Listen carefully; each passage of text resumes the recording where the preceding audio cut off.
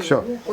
Уважаемый Владимир Владимирович, уважаемый Дмитрий Анатольевич, к вам обращается, пожалуйста.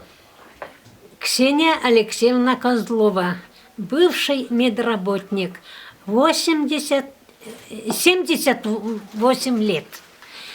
Я хочу, нас, детей войны, осталось уже очень мало.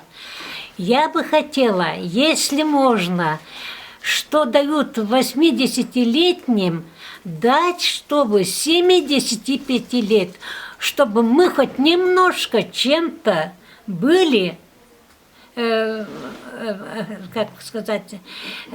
Социально обеспеченными. Да, социально обеспеченные. Многих пенсии очень маленькие.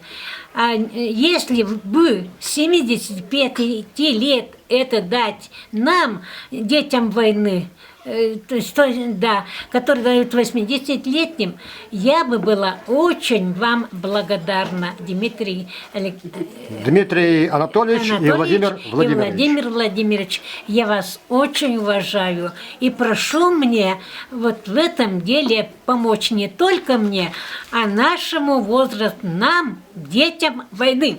Так, вы проживаете, вот, получается, в районе, приближенного к Крайнему Северу.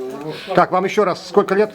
Мне 78 лет. Так, фактически пенсия у вас какая? Фактически у меня маленькая пенсия, у меня 10 700. 10 700 всего лишь. Да. Так, 10 700. Как можно на эту пенсию жить, да? Да, я прошу, чтобы нас приравняли к 80-летним, которые получают 75 хотя бы лет. Все, спасибо.